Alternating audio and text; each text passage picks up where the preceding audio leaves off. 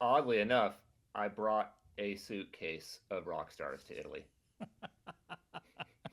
I believe you. I did.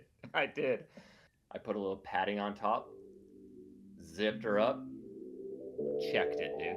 And they made it. Landed. Landed safely, dude. I had Rockstars at my race. Welcome back to the next aid station. I'm your host, Jake Kilgore. Alongside me, 10,000 miles away, Mick Garrison. Sitting in the king's chair. Which is Kind of odd. nice. You're in the king's chair. I am in Cidermione, Italy, and there's literally a castle here, dude. Oh, what's the sheet behind you? Like the drapes? Did you go out and buy that for Uh, like the background of this? yes. It's very You nice. trying Hang to on. open my drapes? That's crazy. Shit. Okay, I got you. Look at Cheers. this. Rockstar, Mm-hmm. bro. Mm-hmm. How'd you get a All Rockstar in right. Italy? Well, hmm. You gonna cheers me? Let's see if we can get it right. Cheers. Wait, where am I going? That work. Cheers. Oh, well, oddly enough, I brought a suitcase of Rockstars to Italy. I believe you. I did. I did. I grabbed two cases of my favorite lemonade Rockstars, which is 9 per case, 18 of them, and I put them in a red suitcase and they fit perfectly. I put a little padding on top, zipped her up, checked it, dude. And they made it. Landed. Landed safely, dude. I had Rockstars at my race. You had them like at aid stations? Yeah, Or my crew brought me a oh my gosh, Rockstar at. that's so good, dude. You know They met me. that what they don't have ice over there. Do they have fridges? Were they were they was it hot? Hot Rockstar? You just like some tea, Rockstar tea? bro, bro, it was so hot. It's been so hot all week. In fact, I did not realize how bad I was sweating for 3, 4 days in Venice. Just sweating, dude. Walking around, sweating all the time, not drinking nearly enough water. So I haven't even told you any of my race experience yet, but I'm not kidding. An hour and a half, 2 hours max into my race, I'm like, oh, my left hamstring feels like it's getting tight. Like I'm gonna start cramping 2 hours into this 20-hour race. Oh boy. It's like midnight, 1 a.m. So I throw down some salts, drink some more water, get through it. I start cramping again around 3.5 hours in. I was dealing with cramp the whole time. And I'm like, dude, I think I just got dehydrated, like walking around. It was like 90, 95 degrees, 90% humidity in Venice. And then I went up to Cortina in the mountains and a day later raced. And I was like, I started that race freaking dehydrated, dude. Didn't even know it. Oh no. So, That's not good. You've always struggled with that too, with the yeah, cramping. Not always, but yep. I mean, you've had a pretty good history of that. So was it hot when you were way higher? So was it still hot up there? It was beautiful, dude. It was warm for Cortina. It was like low 80s, but like up in the mountains and high altitude, we were between.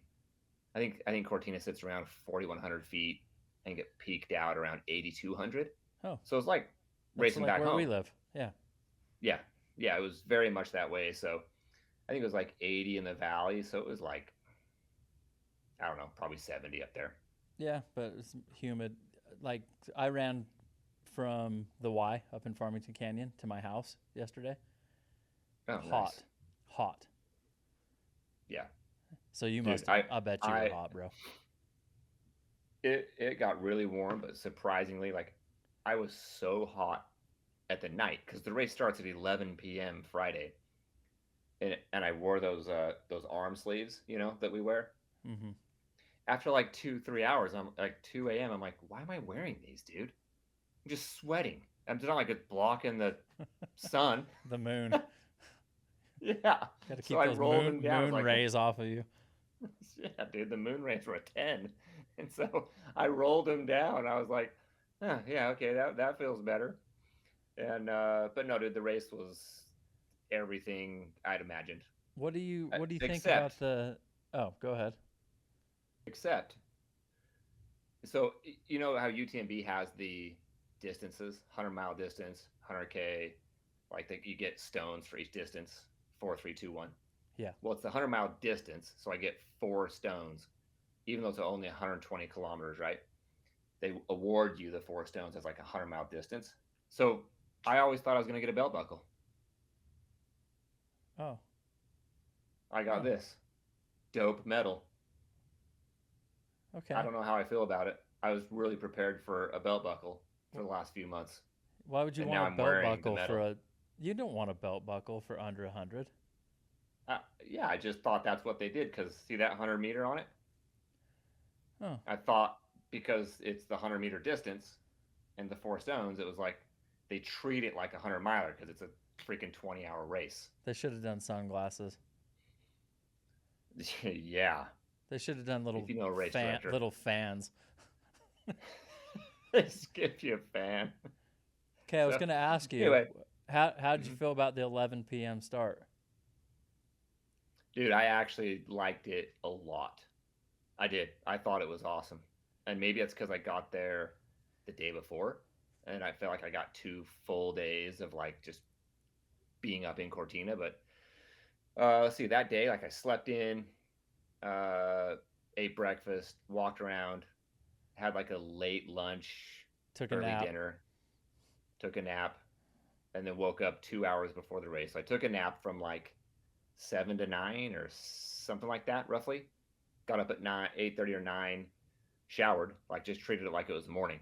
Got up, showered, ate like a breakfast, like eggs and avocado, banana, blueberries, like a morning meal, like I would have run.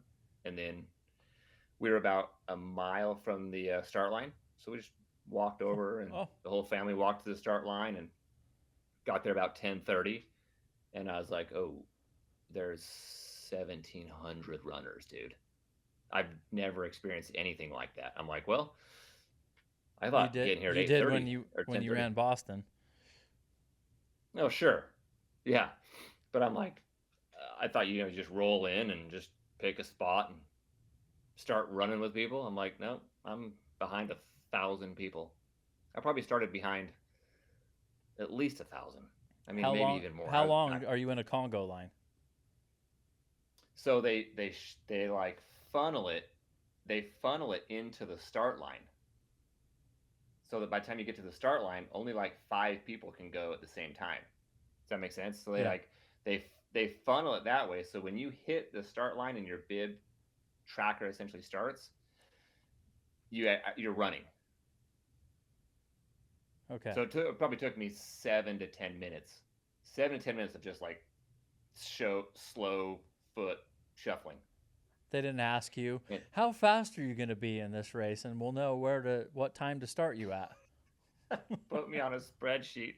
Yeah, it was crazy. They asked me how fast I thought I'd be, and since I didn't get it right, I didn't qualify for the podium. So you didn't qualify for a belt buckle.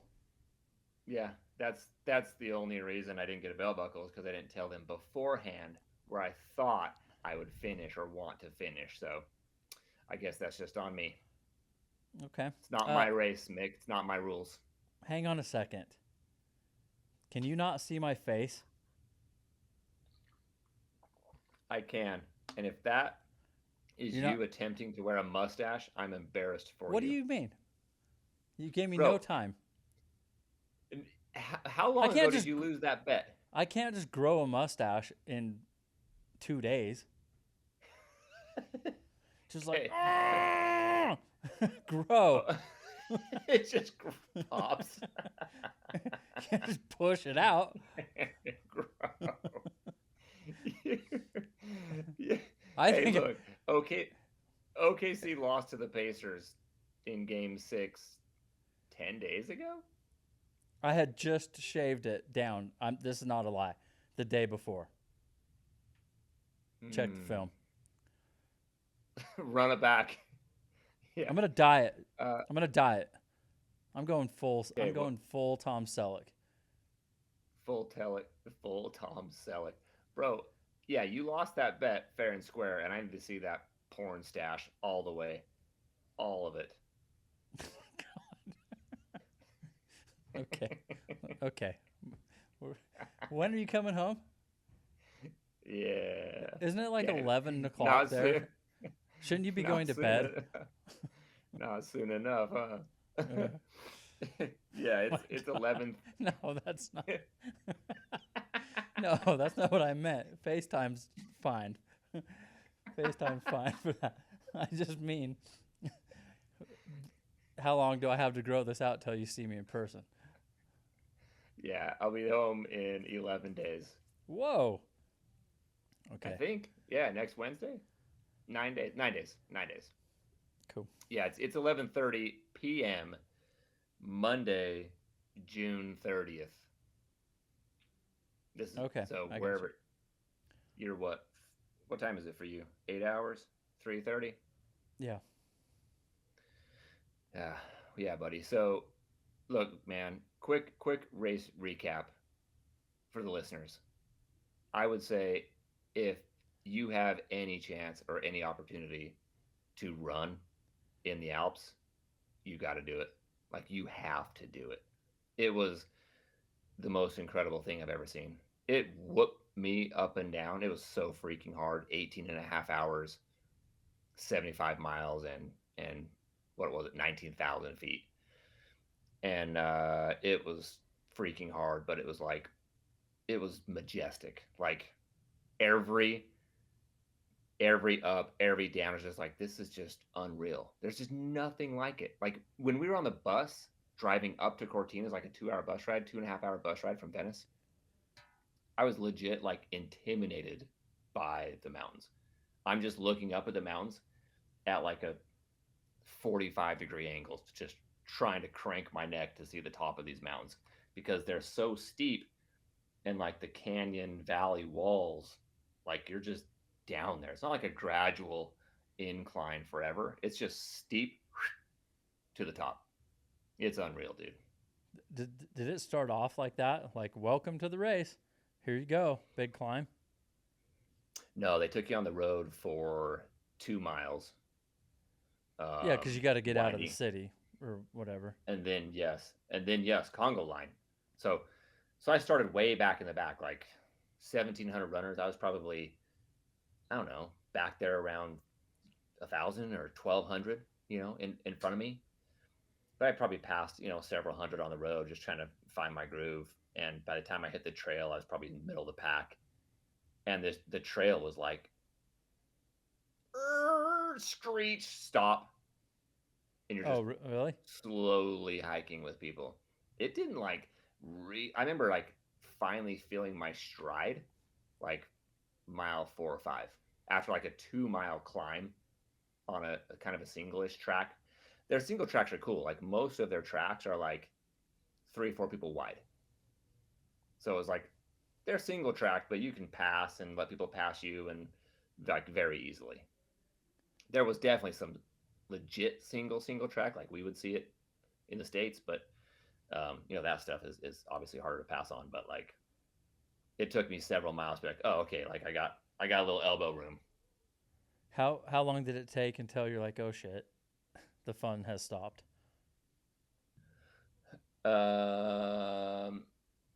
Well, I hit a major low at like mile 33. So the sun started rising for me about the 50K mark, maybe around mile 30, right around there. And that's where like the famous Dolomite rocks are. What are they called? Traceme or something like that. Like those And famous rocks in the background of the Dolomites. You've done like 9,500 feet of climbing at this time? Yeah. So at that time I felt great. Like, I felt really good. The whole first 50K. On the descent down. It's pretty good. It was like a little over 7 hours. Something like that. That's good. Yeah. Yeah. So I was cruising. Go knock out I El Vaquero in 7 hours. Yeah, and then have another 70K to go and Mm-hmm. 10,000 more feet. So yeah, it I felt really good, dude. And then the sun came up, and like you just start feeling that vibe. Well, on the descent down, super steep and technical. Like the descents were way, like, in comparison, slower for me. Like I got destroyed on the descents. Like I was a lot stronger climber than like the 30 or 50 people I'm running with. You know, you kind of like pass the same people, then they pass you, and you kind of see them all day. Yep. I would pass them all on the climbs. They'd pass me on the descents. Like I just couldn't get my quads going downhill, especially on like the really technical switchbacky, rocky gravel stuff. Like really technical. I was just taking it really slow. Like Grandeur West type stuff. In steepness, yes, but that's not like that tight. It's not like a tight, narrow, twisty, windy track. But it's that grade of steepness, like 1,000 feet per mile, 1,000 feet per half mile, like really steep. 1,000 But feet it's and a like, half mile. yes, it was like you had to kind of jump down, like, you know, where they, like, on the trails they'll put like a wood beam or a big piece of wood. You got to step down it because it's so steep. Then you take a sharp left, take 3 or 4 steps, boom, another beam, sharp right, another couple steps. It was like that type of stuff Yeah, it's hard for you to on a lot of train. it. How do you train for that out here? Oh yeah, I mean, I did everything I could imagine in Utah. Like, okay, I know it's going to be steep. I got to climb the steep. I got to climb, like, repeats on the steep stuff all the time. So I mean, yeah, I gotta figure out how to go hard uphill like I was doing. Like I was crushing the climbs, like moving up really well, moving, just cranking on my pulls. But I don't know if it was just overworking my quads, so my downhill was slow. But it was dude, it was such a cool experience. Like when I finished the race, I knew. I mean, my quads were cooked. 50K in, or definitely 100K into this race. I was my last like 20, 30K, everything downhill was just hurt bad.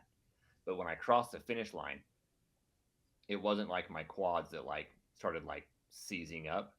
Dude, it was my triceps and my hands. Your hands were Yes, your dude. hands were You should, tired? bro. Can you see my hands Yes. through the cam, bro? Uh-huh. My left hand, these ones, it would just do this. From holding the Just yeah, from it holding just the poles? yeah, for the And next like 6 hours. you got crazy good hand strength. Bro, my hand Crazy. strength is some of the Dude, best. Like I'm pretty really sure good you said a hand minute ago strength. you were cranking your poles. Yeah. You and I know you train a lot on that. So I'm not sure Well, why on race day it didn't come through, you know? well, I think I know what you're saying, but like it was I said my left hand. My left hand was cramping. My right was good.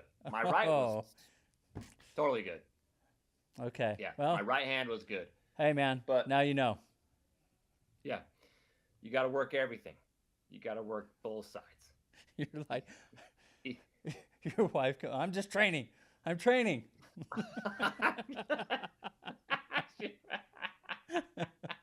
Get out.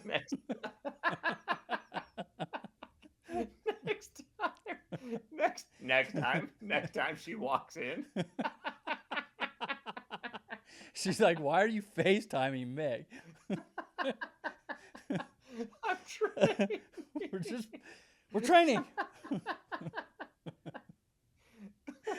Well, you. I don't know how you're gonna. I guess you got to be like Jim Walmsley and just move out there if you want to actually train for this stuff. Yeah, dude. I mean, if it were up to my wife, yeah, we would absolutely be here. She was just saying at dinner tonight. She's like, yeah, I want to move here for like a year. She's like, I would live here for a year. It's beautiful. Yeah, I'm like, yeah, that'd be cool. so many dope places. So I did not reach my goal of top 3 men, Oh, U.S. men. Oh well, yeah, But but you what know about? what, dude? Yes. Wait, Yeah, hang. Female podium? I U.S. women female podiumed. Scott, he U.S. women podium. Does that count? Count it. It counts. Yeah, so I mean, it was Courtney, Alyssa Clark, me. Courtney, Alyssa, Jake. There Well were done. only I think there Well were done. only eight U.S. women. Who cares? Don't bring Number. back. It's just a number. Yeah. But I did top 20 overall. Top 20 overall, females. I took F18. So F18 overall. yeah, Okay. F18 U.S. men's 6. So I think next year I'll get the USA M6 bib when I come back to Lavaredo. Well, you were right about Ben winning it all, and he set a course record. Yeah. Yeah, he did. Americans He did. dog. Yeah. F1, M1. The Americans represented in a big way on a weekend that's supposed to be dominated. Well, I don't know if it's supposed to be dominated by Americans in Western. Like we kind of dominated in Italy. Yeah, I mean, you win both the male and female. That's yeah, and didn't an American win the 70K male? Yeah, Drew the 80K. Drew Holman won. Oh, 80K. Yeah, Drew Holman won the men's. Tony McCann. But yeah, in the 120 kilometer though, the U.S. took 3 out of 6 podiums, men's, women's. Okay. So, well, maybe you should train where they're training. Oh, you mean all the time, everywhere? Yeah. Wow, that's cool. All right, well, bucket cool. list for you, dude. Cool. Good job. Thanks, bro. Yeah, it was awesome. You know, I was really going through aid stations. I didn't know what to eat, dude. But I made it work. I got my Rockstar at mile 41. Got my stomach right. There was no watermelon on the entire course. And you know, when we drafted aid station food, I took watermelon first and laughed at you for taking water. Why didn't you put some watermelon in a suitcase? I should have brought a watermelon over here. So you pop off the trail and you hop onto the road to run like the last mile and a half into town. I'm not kidding. There's just like a guy with like a sprayer spraying all the runners, cutting a watermelon for the runners. Oh, that's and I stopped nice. with a mile and a half to go. I'm like, oh, cool, awesome. I appreciate you, dog. And I grabbed some watermelon on the course. And you accepted aid there, sir? I accepted aid. I accepted aid. I think it was actually a sanctioned aid. It was a local. It doesn't matter. When you ran Kodiak and I paced you, the UTMB aid stations it's a different thing, isn't it? Like it's so professional. Like it's like they protect the athletes. I'm sure it was even more so in this. Bro, I got yelled at twice by Italians. I you know how when other people speak in our language, like they might just speaking normally, but like, why are Russians always mad when they're talking? Because he's freaking yelling of the movies. Because they're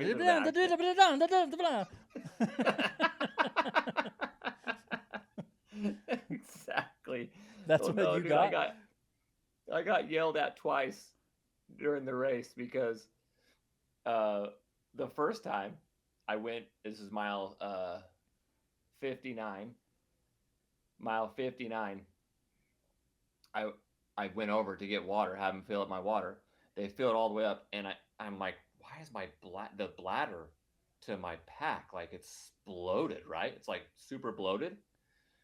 And I'm like, man, what is? So I'm like, I gotta just drink some of the water out of it so I can stuff it in my pack. I drink out of it, and it's the freaking gas water that they drink, like the carbonated water. Oh, okay. And I'm like, no, dude. Oh, I'm American. We drink regular water. I didn't even know that was a thing. Yes, You it's a call it big gas thing water? over here. Well, that's how you say it in Spanish. It's like agua con gas. It's like water with gas, but I think they call it like It's just seltzer. carbonated or whatever. Yeah, it's Oh, water with bubbles in it. maybe we talked about this. Okay. So anyway, And it's you're like, big in no, I here. don't want this.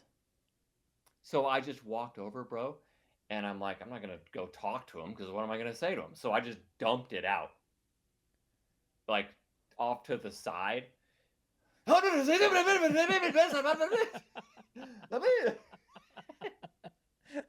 You got the, Yes.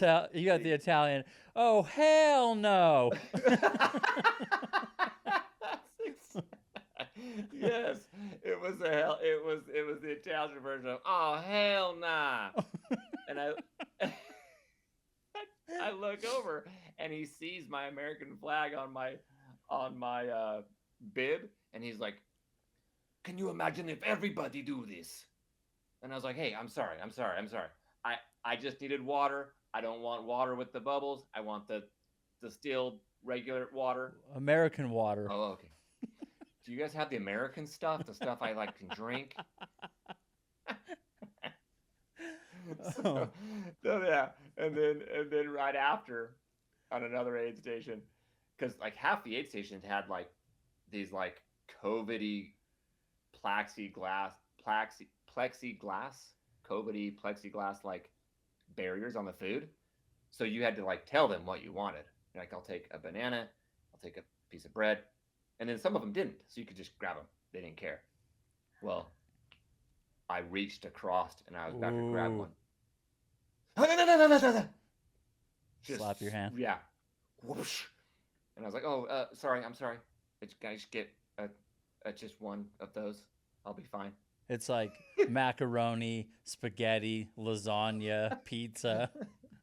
Well, yeah, I put my hand in the spaghetti bowl and I was just pulling out a handful of spaghetti. I don't know why he was mad. Okay. Yeah, it All was, about, they're just being. It's sanitary. yeah, no, it was cool. I mean, you got to imagine, dude, like 1,700 runners. Get your grimy freaking hands out of here. We'll hand it to you. Yeah, it's cool. Like I totally get it, but yeah, just not knowing how all that stuff works. And I did say a couple pods ago, like I was most looking forward to like experiencing the race in another country, the race in Europe, like the aid station food, the languages, the way they do things, like the signage, like all of it. And I got every bit of that, so that was pretty cool. Great. Okay, that's So, cool. Well, I love right. it. Enough about me. So I finished the race. Slowly hobbled back to my B&B, showered, and there's a bar next door. I got food and drinks and stuff. We went over there, and I went right to my phone and turned on the live stream of Western. And my first question for you, dude, is Western States the best live stream? Like I don't know. I loved it, dude. It was so good. I don't know if it's. I don't know. Yeah, maybe. I think that Cocodona does good, but yeah, it was really good. Yeah. Yeah, I don't know if we have to rank them per se, but I'll say I was just impressed, dude. Like Corinne, Malcolm, and Debo, I think they're just pros. They know everyone. They know the course like by the footstep. Like Yeah, they know. they're a huge reason why it's so good. Probably. Yeah, like that's what I think that's what I'm getting at. Is like the coverage, yes, awesome. Drones, bikes, runners, of course, all that is like top level and seems to be getting better and better. Field reporters, but Corinne and Debo, to me, like their knowledge base is just top shelf. Yeah, it is. For me, that's not even what like they made it exciting. They get pumped up. They start yelling whatever and I'm like to make an ultra marathon exciting, that's kind of hard to do. And they do it. So that kept my Yeah, attention. I think that's what it is. Is like, okay, you know this thing's going to be on for 14 hours, 15, 16 hours, 17 hours to see the women, at least see the women the women's podium, you got to be pretty into it for 17 hours. And they do a great job at like breaking down like sections within sections and strategy within strategy. Like that was one of the main things I noticed this year was like, I'm sure they've been doing it this way for a few years, but this year more than ever, I was like, dude, their knowledge base is just like, I mean, they know their crew, they know their pacer, they know all that stuff, They know how and to they know everything pronounce the about them. names. they do. Yeah. No, actually, they don't. Why Oh, did Debo keep saying Kilian Jornet? yeah, Kilian Have we been Jornet. saying it wrong? Bro, every time we do this, we lose out. He called him Have Harry we? Harry Subertus. Now, what an idiot. Wrong. Duh. Yeah, I just watched Kilian on interview with Brian Powell, who I run far, and he introduced him as Kilian Jornet to Kilian's face. Now, Kilian's not going to be like Jornet, but I get that. But I have always called him Kilian Jornet. I know. I think everyone I know has. Debo's the first person I've heard say Kilian Jornet. Is that And now, I think he's right. Jornet? Or is he dropping There's a? no. I'll have a quesadilla. I mean, Debo might be ordering a quesadilla at Taco Bell. He could be. Uh, Let's I'm find gonna out. say he's right. I bet he's right, dude. I bet it's Jornet. I'll bet you. Those, they're the scholars. It's Kilian Jornet. Move on. Okay. Oh well, yeah, we got stuck on it. Okay. Hey, So wait. I got a number of tops. Yeah. Hang on a sec. Another interview I watched was with Caleb, and he said he's not going to run Western again. And you know what he said he wants to run? No idea. Lavaredo. Seriously? Yep. He said that. He said that yesterday. After he won. Well, there you go. Well, Yep. his like homie Tyler Green was over here, who topped 10. I think he took 9th. Oh, yeah. There you go. He and Tyler are super tight Nike homies. Yeah. Anyway, sorry I cut you off. Go ahead. Well, cool. Well, I'm not going to run Lavaredo again next year. What about all your training plans? Well, I'm going to be running Western. Oh, you're sweating yourself in? Yeah, dude. Next year, I got a big year. I got Western, Hard Rock, and UTMB in 2026. That's It's gonna be a great year. amazing, dude. Yeah, I'm gonna get into all three. I like the confidence. Just put that out there. Sweat me in. Will it to be? So, on Caleb first, you see his celebration. No. He did this. Put his finger over his mouth, like shh, like silencing the crowd. Oh. He held his baby. Yeah. He grabbed his baby, that and was he went, scary. yeah, I'm not holding a tiny baby after I run 100 miles. I know. But That was scary. Caleb's, he's different. He's like, give me that thing. He ran that Well- shit in like 8.5 minute pace. Yeah, the whole thing. 14, Yeah. 11. I can't go to Elephant Rock 7-mile loop with an 8.5 minute pace. I'm not even kidding. I know. It's insane. And I he don't did know how it he wearing I a. don't- What? He did it wearing that fishnet shirt. Yeah, that's for cooling. You ever wore a belly shirt with Engineered, 3/4 designed sleeves? in the Nike factories and the science labs for In, optimal cooling, in Singapore. and it worked in Singapore. Okay. Anyway, that so shirt- what's the that shirt was- So, and then he posted about it, and people are like, "Oh, that's a sick celly. Like that's a really cool celebration." Basically, he was saying that people were sleeping on him, and in his post said something to the effect of like, "When they're sleeping on you, the best thing to do is tuck them in." Oh, that's funny. Yeah. So then I got thinking, okay, that is I've seen that celly before. Like you see football players put the quiet finger over their face mask. Yeah. Basketball players have done it. Caleb did it, which I think was awesome, and I'm down. I'm a big Caleb fan. I was But I was so happy. I was cheering for him. We picked him 5th. Is that yeah, is that sleeping on him? that's my question. I heard multiple people who know the sport put him first, second, or third. Yeah. I heard people say he's gonna win or he's gonna take he's gonna put. So I don't know who he was actually saying was sleeping on him or what. If you don't pick him to win, does that mean you're sleeping on him? I didn't really know kind of where that came from.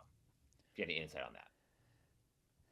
Well, with that field, it was like really hard to even know who would be in the top 15, let alone 10. Certainly the winner. Like, Yeah. Well, I mean, I think we said it. Multiple people said it. You're not going to be surprised by who wins. You're just not because any one of those 10, you could pick the 10 or 15 and be like, I don't know. I wouldn't be surprised at all if Dan Jones won it. Not at all. I wouldn't be surprised. Doesn't mean no. we're sleeping on him because we picked him as fourth. Yeah. Yeah. So no, I mean, I was like, interested in that. they has anybody from Utah ever won it? I think that was the first time ever. Really? And yeah, that's what they were saying on the live stream. So I was like cheering for him. That's unreal, dude. I That's was like, so cool. yes, dude, represent. Draper, And he Utah. smashed it. Yeah. Did he go to Corner Canyon High School? No, he was, I think, from Seattle, and then moved here when he was like in 2017. But I think he Okay, so like after high school for him. yeah, but I think he wasn't a competitive trail runner till he was here, from what I understand. Okay. Okay. So, he didn't go so to high that's school why here. we get to claim him. Bro, his parents live like by my brother in Draper. They know each other. And I'm like, oh, they're from Draper. That's awesome. But yeah, I didn't Yeah, know where he went to high school. yeah. He's friends with, isn't he buddies with Kyle Markovic? Sure, Kyle. Yeah, dude. Ah, that was such a good Well, game. I was big. really happy for Caleb. And then I listened to him You after. I'm like, he's cool as hell. Did you hear his interview? You didn't hear his interview. no, I was the middle of the night for me. I was sleeping. Yeah, dude. I was impressed. I need to go back and listen. I'm sure he'll be on a number of pods, and I'll go listen to him. But dude, he's just so happy for him, dude. That's so freaking cool. There's a number of dudes I would have been happy for. I don't think there's a single person in that starting list that I would have been more happy for than him. Yeah, that's pretty cool. Kilian, yeah, that's cool. Dan Jones, he's been, top 5, however many more years. Like, there's some guys where I'd be like, yeah, it's cool if they win. But Caleb, I was like, nope, that's by far like it brings the most joy to me, to Utah, to trail running. I think it's just such a compliment to him and his work ethic. Hopefully, Nike Trail is taking very, very, very good care of that dude. Yeah. Yep. He deserves it. So, we did okay on our podiums, I would say.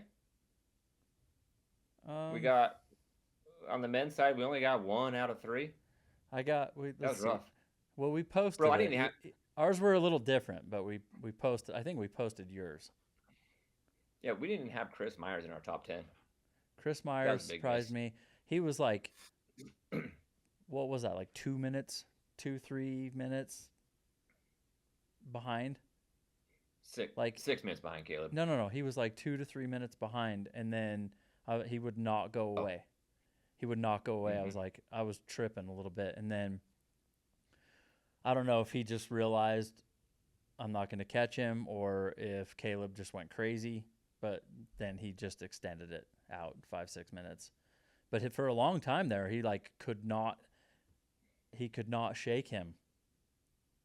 Yeah, it was a really Yeah, good job. no, and Kilian was only 2 minutes behind him. So Kilian was charging, dude.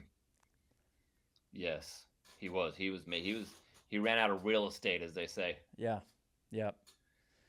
Caleb was kind of going for the course record, and that they got that little last climb, and he realized like this ain't happening. But that's who cares? I mean, 2 minutes and change, whatever. Yeah, I mean, who cares? You just won Western. Yeah, I think zero people care. Maybe he might be the only one that wish he had it, but nobody. Yeah, so we missed Chris Myers pretty big, but Yep. I didn't tell this story from Lavaredo. At mile 41, I was in just the depths of hell. Spent 30 minutes at the aid station. My stomach was a freaking wreck, dude. And that doesn't happen to me. Like, I think I ate some bad food or had put some salts down, and my stomach was just like I was trying to puke, like for 6, 7, 8 miles, like gagging myself trying to puke. I could just tell I needed to get this crap out of here. I get to the aid station, hang out with my family, hit a Rockstar, get a bunch of food, drink a bunch of Coke. I packed a Rockstar in my pack because they brought me multiple. So I slammed one at the aid station. I took one in my pack, and I'm like, I'm going to want this later because I'm not going to see my family till the finish line 10 hours from now. So I put one in my pack, dude, right up front, right here by my 500 millis. It's heavy. And I carried it for like 8 miles. But those 8 miles, I listened to our podcast, the last one. I saved it for like that moment. I was like, I'm gonna listen to our podcast. Like, when you're in a dark spot. When I'm in the dark spot, dude, and I was just by myself, just laughing out loud at how stupid you are. I'm glad I'm glad I was there to help you through. Normally I pace you. Yeah. No, dude, I was literally laughing, dude, at our last one. But I recall we were talking about, the reason I'm bringing that up is because we were talking about how much 1 minute doesn't matter, and you were like, "Oh, it's 1 minute." Do you change your mind now? I changed my mind during that podcast. You did, but Thank are you. you still there? Yeah. Okay, because Chris Myers beat Kilian by 2 minutes. Second for third over 100 miles. I know. At that level, a minute is a lot of time. Yes. Which is crazy. I'm still there, bro. Okay. Like, at our level, I'm like, I don't care if I sit here for 5 minutes or 10. I'm good. I'm just going to kick it till I feel good. And then I'll go. Oh, these guys, they have no time for aid stations anymore. Like they were doing like 30-second, maybe a minute, but mostly it was like just they'd go in. It was like a pit stop at a NASCAR race. Their crew comes over mostly just to address the heat, and then they're gone. Yeah, like they weren't really eating a ton. They must have just been eating on the road running, because it seemed like all they did is they ran in, ice, water, more ice, refill the bottles, gone. It doesn't seem like those super speedy people eat. Yeah, it doesn't seem like it. I mean, they're not eating watermelon and they might slam at some the aid fruit. station. I see them slam some fruit as they're running out, but it was really hot. They said, Caleb said it was hotter this year than last year. Yeah, so I remember. The announcers were saying it was a few degrees hotter for sure. And then all that section, the fires. I know the fires had already affected it last year too, but that section that's burned down, it used to be shade. Now it's not. Dude, it looked miserably hot. Yeah. Well, hopefully you get to experience that. I'm going to get to experience some of that in October. You are. Javelina, Jundi. Javelina. Yeah, because that is going to be hot. Mm-hmm. The Jundi. It's going to be hot. Yep. So we'll be in our Speedos, bro, and we'll be nice and cool, just getting baked by the sun. Dude, I better tan my upper thighs. I better do some heavy I mean, squats. and I'll be packing some heat down low for sure. Can't be going down there looking like this. It's crazy. It's embarrassing. Yeah. So, next storyline we got to touch on, dude. We got to touch on this. David Roche, Adam Peterman. Yeah. Many people had David Roche winning or podium. Lots had Adam Peterman winning or podium, including myself. I picked him to win. Yeah, I picked David to win. Well, Adam's day fell apart. He was leading early, I believe, upwards of 20, 30 miles. Bro, did you see what happened to Adam Peterman? No. He finished in 23:09. Oh yeah, I saw that. 68th Yeah. place. He was almost there. Yeah, I mean, we're talking minutes here. Adam blew it. God. I Freaking- don't know. You could- He's been out of the If game. you can't a little take bit. if you can't take first, Yeah, take 69th. what does it matter? Yeah, everybody wins there. Either But you, dude, either I take 69th or I DNF. It's just how I Yes. roll. that's just it, dude. Well, Yeah, I'll tell you, I don't dude, know what the hell happened. I must have missed don't- that part on the live stream. I don't know what happened. I don't know. I'm sure it was heat related, fueling, stomach. Just the crap that hits you in a tough race like that. Dude, I'm so impressed that Adam freaking finished the race. You're impressed he finished? Oh, I know what you're saying. Okay. Yes, dude. I already know. Yeah, like David just is like David was front running for 50K. Then he had his little thing where he wanted to quit and didn't, and his crew got him back out there, and he was still running well. And then he quit at I don't know, the next aid station or whatever. I don't know. I don't really care. But I'm You like, called why? it. You did. You called it.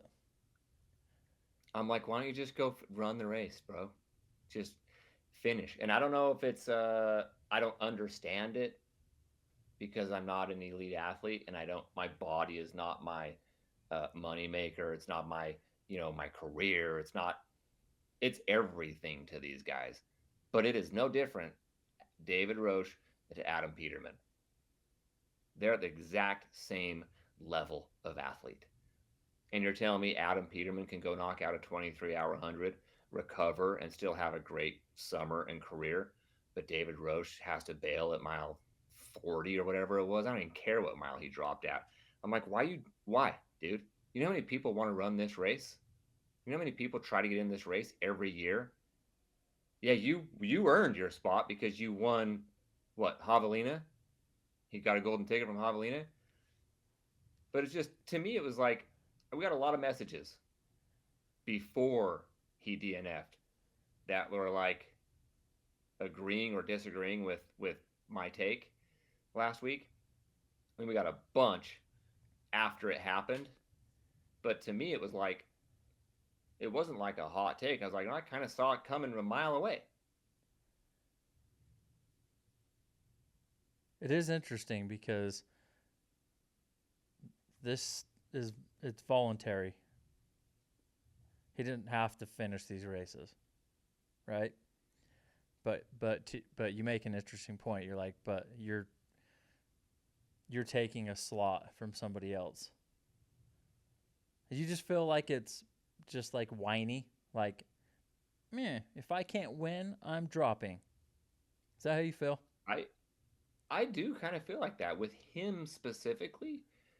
I do kind of feel that way, and I'm not like going at him, like I'm not throwing shots. I'm just saying, like, you did this whole thing about putting it out there and showing the whole world your training, and you've with like coaching and setting the course record at Leadville, and then golden ticket at Javelina, and course record. It was like you put it all out there to be like an influencer slash great runner. Well, if you're gonna do that, then you're gonna take shots. If Caleb DNF'd, it ain't the same. But when David DNFs, it is a bigger deal because he puts it all out there. And he chooses to put out all of his training videos and these vlogs and all this stuff and talk about the science and the physioscience and all these big medical terms he and Megan use. And it's like, great, good job. But I can already tell that you're like so overshooting this thing. And I mentioned it 3 times now, the cortisone shot to the knee.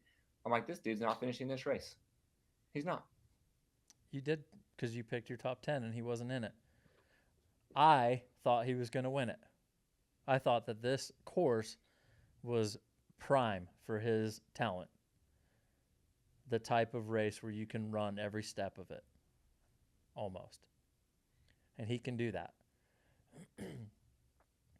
Well, his posts said that he was like 50K into that race. He knew he was having like a great day or a special day or however he worded it. He like felt like, dude, I'm going to have a freaking day. And it was like one aid station later. And then he follows it up with a post the next day that I read. The next day he posted, yeah, well, like I feel great today. Like everything's just fine. I just had a bad day yesterday, bad day on race day. So I'm like, that annoyed me, bro. You're like, you could have finished that. Yeah, you weren't injured. You weren't hurt. You just weren't going to win. So you quit. You didn't DNF. Yo ass quit. That's how I feel about him. He was fine, dude. He was fine. And he knew he couldn't hang with Caleb on Caleb's day, dude. He couldn't hang with Caleb, Chris, Kilian, Jeff, Dan, Seth, Ryan. He couldn't hang with any of them, dude. And he's like, I'm just gonna make it. I'm gonna go see my kids at the finish line. No, dude, he bugs me, dude. Like I didn't want him to bug me, but now he bugs me because he freaking quit. Okay, well, it's like a roll of the dice with him. Makes it hard to pick him when we do these. When we project our podium for other races. He's so talented. He's so good. But when you are that good, and then you have that other side of you, it makes it really easy to cheer against you, bro. Like, I don't know anyone in the top 20 where I was like, oh, I hope that dude just crashes and burns. I didn't even hope that for David. I wanted him to do well. Like, I would have loved to see him up there with the top 5, just pushing the pace and pushing the limits, because he's that kind of athlete. But not when you're just like, no, it's not going perfect. Meh.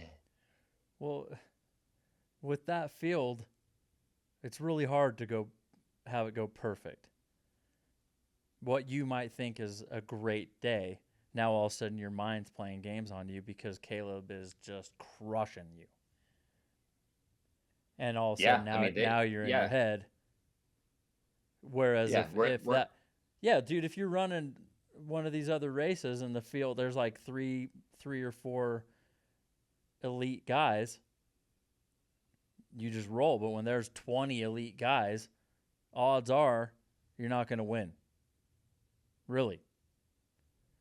Well, and maybe it was because they were breaking all of Jim's splits like early. Like right, every major split, a bunch of them were ahead of Jim's splits, right? And maybe that played in his head too. Like, oh, dude, this pace is fast. Yeah. Like faster than what I projected it for me to be. And for me to hang, it's got to be this times that exponentially. and that maybe that starts eating at you too, because it that pace was moving, dude. You know, Like you they were. know the projections, the spreadsheets that everybody does Mm-hmm. when you expect to do your splits. Caleb Olson did his and put it down to finish at 13:59. Whether he Wow. really thought he was going to do that or not, he's like, let's just go for that. Let's just see what happens. And so they were. He was very aware of Jim's um, Mm-hmm. course record time the whole time. He was also very aware of Chris and Kilian and where they were at. So that's fun. That's a race. That's what's up. Yeah, dude. You know? From the gun. Yeah. I mean, I was doing the same thing with Abby Hall, with who was it that we? Fujao. Yeah, I think I picked Fujao to win it. Did I not? Yeah, you did. There was someone else. You, Oh, I was going for Tara Dower. I thought that you picked her too low. That's who I was thinking. She DNF'd, but yeah. Anyway, that was no, fun to watch too. Tara didn't start. She was sick. Oh, she didn't start. The old I didn't know that. DNS. I see Yeah. a DNF right here. That's a DNS. My favorite thing on Ultra Sign Up. Yep. Anyway, sorry, I Yep. didn't mean to move on from the men too quickly. If that's not what you wanted to do, but yeah, that was interesting. Well, yeah, we got. So yeah, I don't know. I don't know what to think of him or where his career goes from here. Or it. I think it's going to be very interesting to see where his career goes. Like, is he going to have to just he'll go back to Javelina? Maybe we'll see him there, and he'll win his golden ticket again to get another crack at Western. I think he probably will do that. I think I'd be shocked if he didn't give Western another run. He's just too talented. He's too good. Mm-hmm. Um, but that those little things do bug me, and maybe to be fair, maybe I don't understand it because you know it's fine. Like, why do we demonize the DNF? We don't. We don't demonize the DNF. We demonize the quit. You just quit, dude. That's how I feel. Like, I was I mean, I raced the same day, and I'm not an elite athlete, and I don't get paid to do this. But I'm telling you right now, at mile 34 or 35, right around the same time he was feeling bad, I was like, dude, this is terrible. Like, I am in so much pain. But I'm also looking around like I am never going to be here again. This is my only shot to ever race Lavaredo in a dream bucket list race in the Dolomites. I'm gonna just take my time at the aid station, get my mind right, and get my body right, and just go finish the race. Like, and it's a different mentality when you're just average Joe runner guy than if you Well, are elite paid athlete. Is it? I would push back on that a little bit because there are plenty of elite athletes that know they're not going to win and still finish the race. There are plenty of really, really fast runners that know they're not going to take the top 10 to get the golden ticket and they still finish the race. Well, So, that's my point. I agree. Like, that's my so point then, with so then to just Adam say, Peterman. yeah, exactly. But to just let him off the hook and be like, well, I don't understand because he's this is his career. I'm like, sure, but it's their career too, and they're finishing the race, and now you're kind of becoming known for this. Well, that's there to me. If he's not injured, which all indications are he's not. His post said he was just fine. So if I'm correct in that he is not injured, nothing was injured, nothing was hurt. Adam Peterman finished that race in 23:09. Knew long time ago he wasn't even going to go top 10, but he's like, I'm finishing the race. David was like, I'm just done. Like, the second he knew he wasn't going to top 10, or the second he knew he couldn't win it, podium, something changed. And he was just like, yeah, you know, I got behind on my fueling, got behind on my water, got behind on my. Great. So why don't you just take 10 minutes at the aid station or 5 minutes and get right and then go run? Because you didn't want to run a 19-hour Western. You're just too embarrassed to run an 18-hour Western. I'm out. I'm out.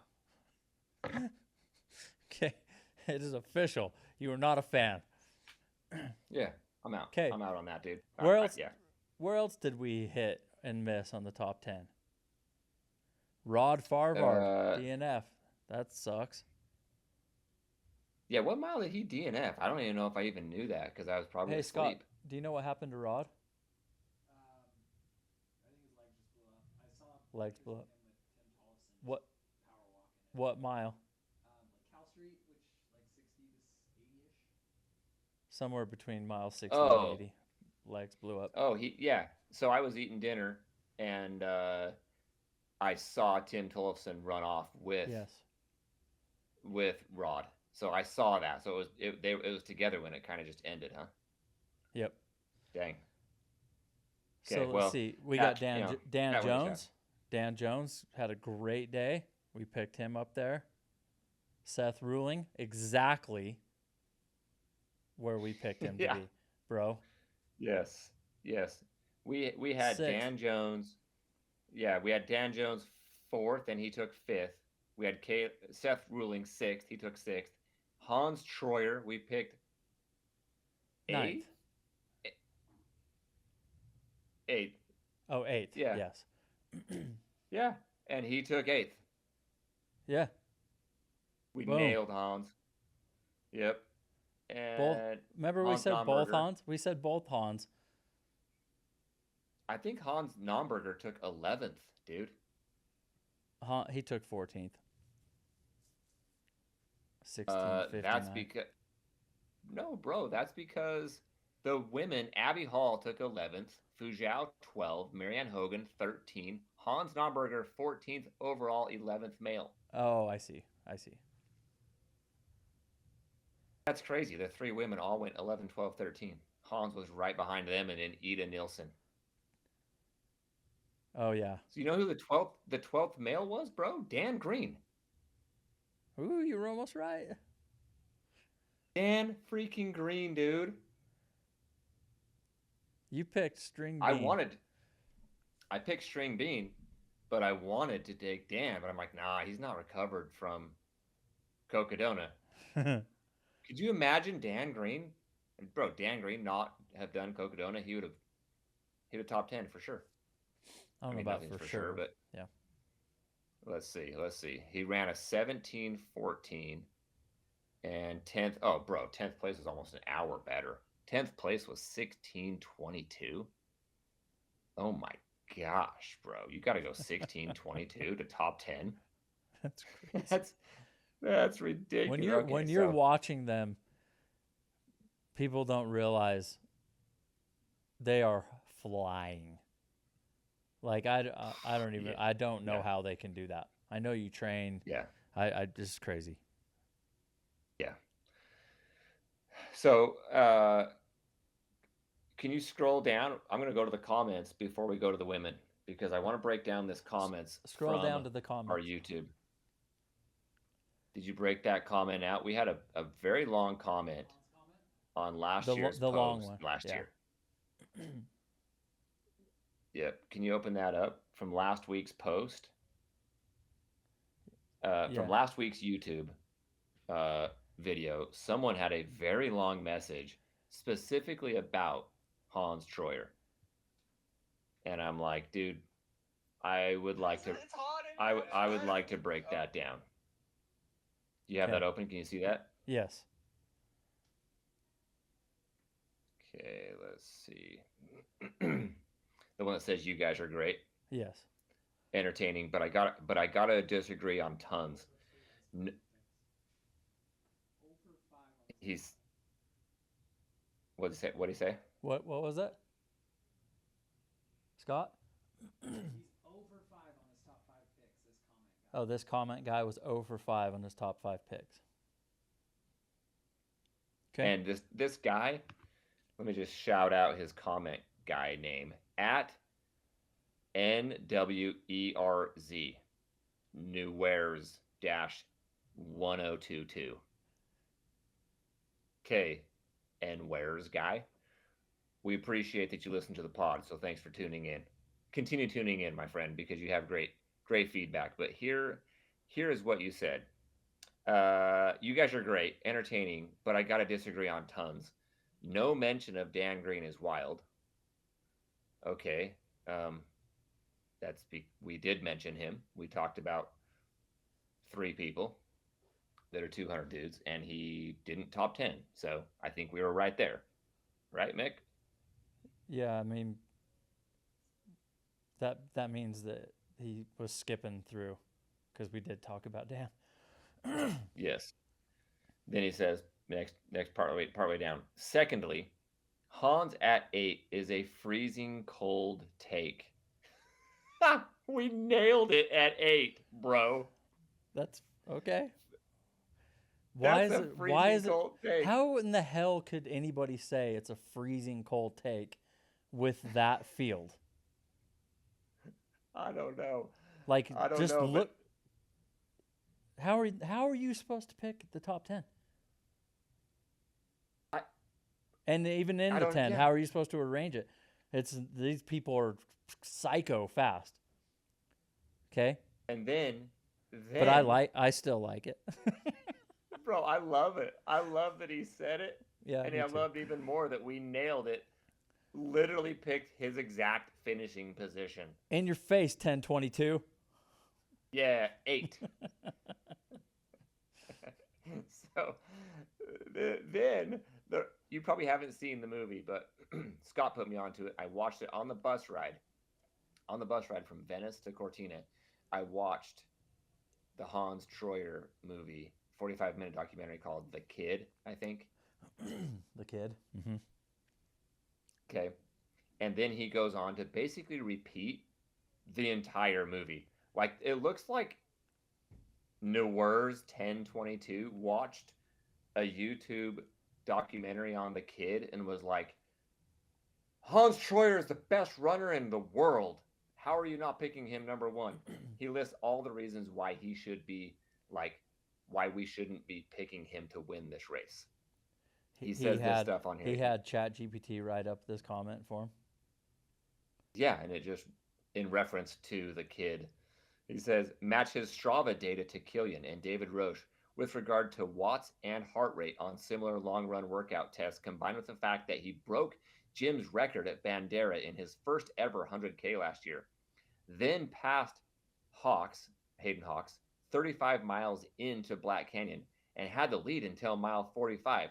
Then he got Rhabdo and still finished the race in 10th place. Then he breaks Rod's Canyon's 100K course record by 15 minutes in a field with Rod Montgomery and Cole Watson. He's just telling me the movie. Dope movie. So we should have picked Hans Troyer number 1 because that movie the documentary was really good. Those are all really good points. And after much consideration, we'll put him at 8th.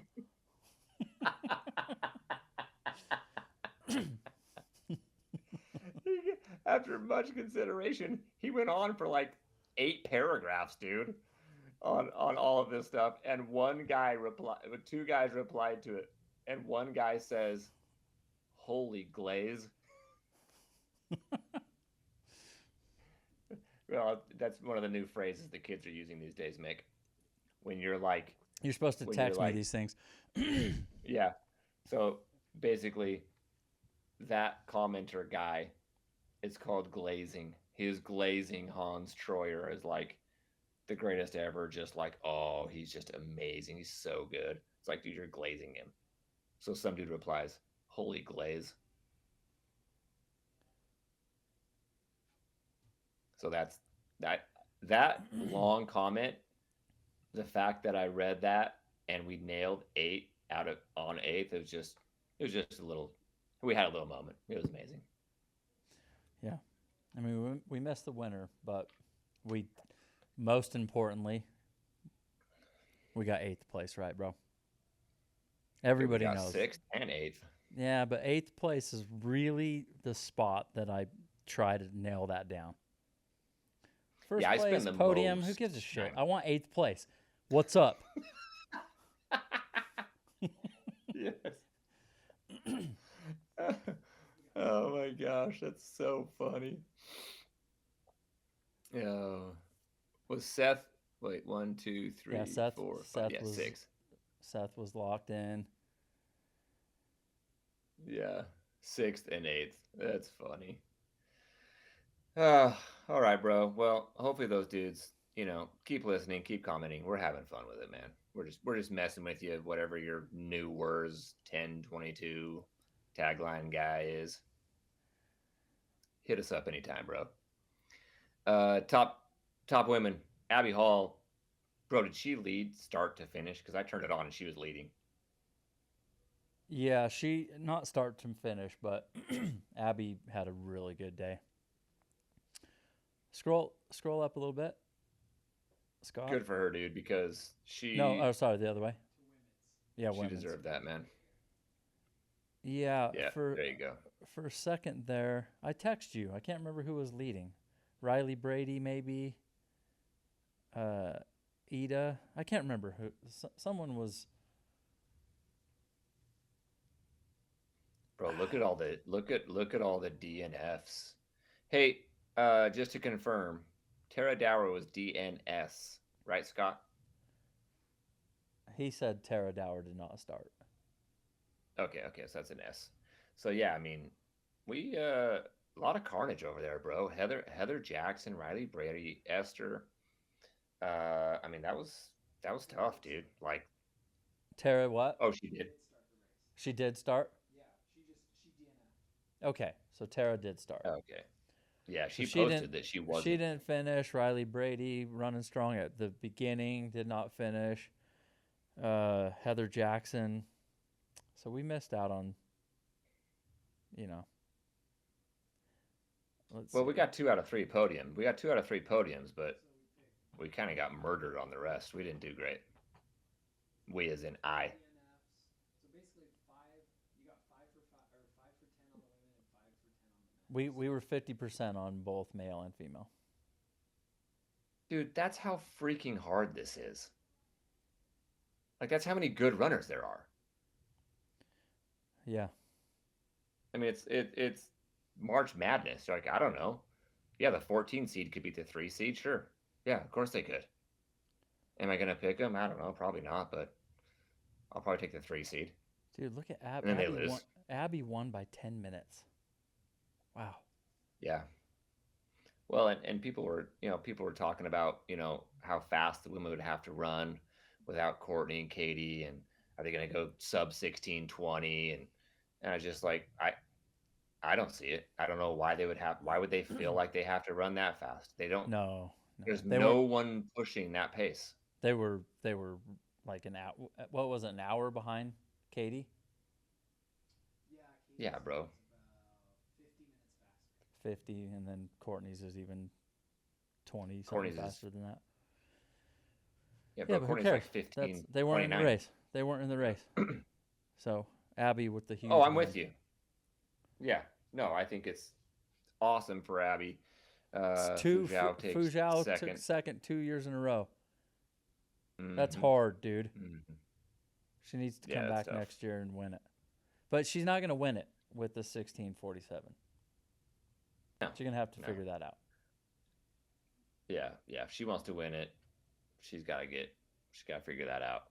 But yeah, I mean, we were definitely saying the things as far as like the women's is quote unquote wide open. It got a little wider even with the DNFs and kind of it's not, I don't know if it's slower times. It's probably just the heat and crap like that, but that was such an impressive race by Abby. She crushed. And those other two, Katie and Courtney, it's just different. They're a different level. Yep. Men's is like more stacked, but if those two are in the race, they're going to beat you. Yeah. Storyline could have been, what does Caleb Olson do if he's chasing with Jim? Do they is he just forced to go 14:05 or 13:59 because he and Jim are just pushing the pace in the last 50K? Yeah, I don't know. There's nothing to say that if Jim's in this race, he doesn't beat his own course record. But, right. And yeah, no, there's nothing to say that he doesn't do that or that Caleb doesn't go with him. But you know what? Right? Like Caleb ran this second fastest out of any human being ever. Yep. There's been a lot of badass people running this race. So for him to go out and do that, he got it. He got his win.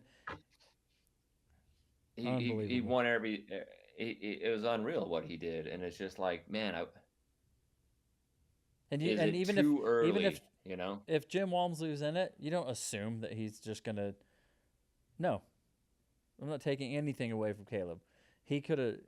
Jim has had plenty of races. You got a knee. Who knows what's gonna happen? Yeah.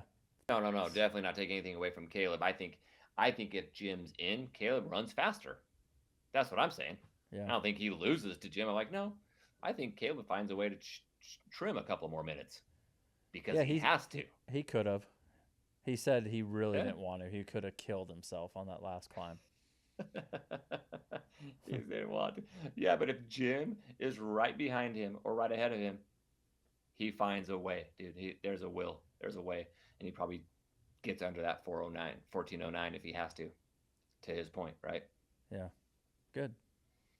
So is it too early to start talking early predictions for 2026? Like, what does Seth Ruling and Hans Troyer do in their second Western and second ever 100-miler? They'll probably do a 100-mile between now and then, but that's their first hundreds, bro. Well, Caleb's first 100 was last year at Western. Yep, and he ran a 14:40. He took what did he take off? Half hour? Yeah. Okay, so maybe those guys could do the same thing. So look at this, bro. He ran a 14:40 last year and took 5th. This year, 5th place was 14:36. Dan Jones took 30 minutes off. So if Seth takes 30 minutes off his 14:59, he takes 4th. That's sad. Oh. That's sad. You go from 6th to 4th if you shave 30 minutes. Wow. That's got to be depressing. You have to be your day has to be perfect. Seth Ruling has to trim 1 hour off this race if he wants to win it. He'll go run a 13:59 or 50 minutes. Fine. Go run it. Shave 50 minutes, Seth, and you can come back and win it at 14:09 and set the course record.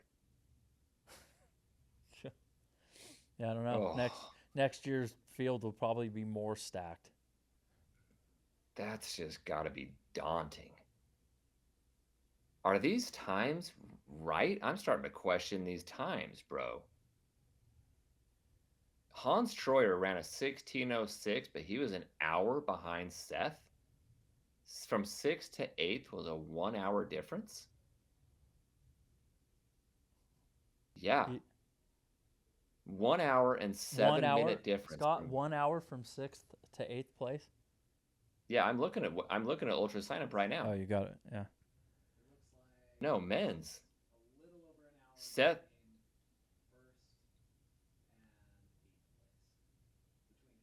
Nah, bro. Oh, we're talking back to the men's. Sorry. Men's. Mick, the top 6 men all ran under 15 hours.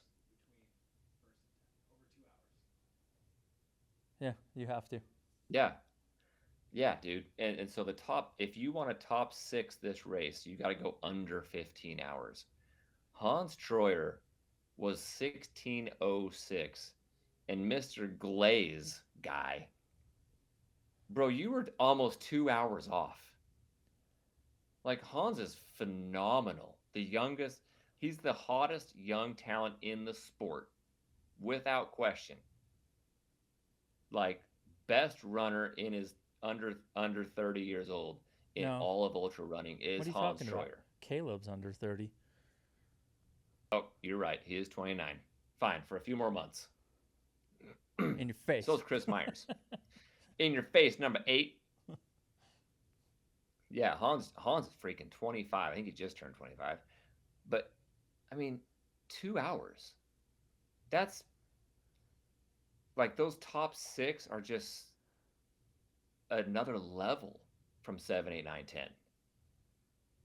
That's staggering, actually. Looking at those times, that's pretty crazy to me. Like, there are, as you said before, levels to this. Like, layers of levels. It could also be that it gets to a point where you're like, I'm not going to push it. Like, I'm not catching them. I'm just going to do my thing. Sure, but the people that are racing for the win are going to go way harder. But isn't that the whole thing? Like, no, once you realize they're ahead of you, you're like, yeah, well, because they're another level. Like, they're on that level. I just don't know. I don't know. It could be like any sport where on a particular day, somebody has a better day than another person and they might win. When you're talking this type of talent, like, I wouldn't be like surprised if Dan Jones went out there and just smashed it and won it. Oh, no, not at all. Right. Not at all. I am more surprised. Oh, but he's still too high up there for that. This would have to be down with the starting with Seth ruling kind of. That's what I'm saying. The top 6. Yeah. The top 6 is like Ryan Montgomery. The top 6 are guys who we should look at who are going to win it you're next right. year. No, they got some work to do. Or maybe they'll like never Ryan get Montgomery. there. Bro, that Ryan Montgomery performance was crazy. Yeah, it's very good, but they're. I see what you're saying. They weren't close. I mean, the gap from 6 to 7 is an hour, bro. And you're 2 hours from 6 to 8. Mm-hmm. No, you're not. Sorry. You're an hour and 7 minutes. Yeah. So Seth beat Hans by an hour and 7 minutes, and that's the difference between 6th and 8th. So, yeah, looking forward to next year. Kilian, he not running again. There's no way he's coming back. No. I'd be shocked if he came back. No, he did great. There's no no reason over, for him to come back. Came over, podiumed, golden. Yep. Caleb, sounds like he already said he's not coming back. No. Chris Myers, Jeff. Dan Jones has been top 5 3 years in a row. Does he actually want to come over and do it again? You know? Seth Ruling and Hans, I guarantee they'll both be back. I'd be shocked if both of them are like, okay, I got a taste of it. I got a feel for my first 100. Like, I got so many things I can do better. Like, their gap for improvement has got to be like, they got a whole list of things. Dude, did you see on the live stream how the crowds are just leveling up? Yes. I've never seen Western like that. Packed. I loved that. That was so cool. I've never seen the finish line like that where people are just lining on the track. I mean, some, yes, not like that. It is growing. Yeah, dude, the fans like up the escarpment, that first big climb. Oh yeah, saw tons of stuff on that, and now it's getting to the point where like Michigan Bluff, Forest Hill, some of these like big aid stations, you got to park and walk like 2 miles. Like, you are parking and walking 2 miles to get to your runner. So that's awesome. I love to see that. We talk about the difference between us and European races and stuff, and it's like, yeah, Western definitely has a big part of that. With only 300 runners, 380 runners or whatever it was. Like, that's pretty cool, dude. Yeah. 285 finishers. Jeff Browning did not get the 50 and over record. He ran a 19:12. It's a great race. That's a very, very good race. I think it's like his, I don't know, 5th Western, 4th. I don't know. Can't remember what he said. But he's done a Western a bunch of times. Top 10 3 times, 3 or 4 times, and then this one. Yeah, he's chugging along, freaking animal. Okay, it's a good race. So, all right, I want to. You got any other closing comments on Western? Nope. I want to close with this comment that we got. This dude says, "Dude, I now use the phrase HOA guy in my daily lingo. Thank you. You guys are effing awesome."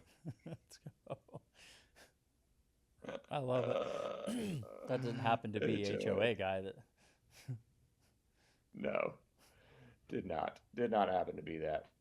So, all right, man. Hey, great recap. Next week, we are going to get back to our pre-race preview of the Hard Rock 100. That's next week, right? Let's go. The Or is that preview 2 will weeks? be 2 weeks.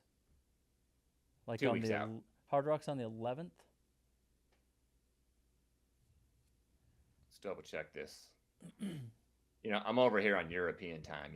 Things are just different. Our calendars are different over here. It's not You next wouldn't week. you wouldn't It's 2 understand. weeks out. No, I've never been there. No, bro, I got it on the 11th. That means next week. So today's Monday. Next week, we're shooting the preview for the Oh, race. yeah. I thought you meant when is the actual race. It's on the 12th, right? July 12th. Oh, the 12th, not the 11th. Yeah. So, yes. Dang, the year. Where I is the summer misunderstood. going? Good. Get rid of it.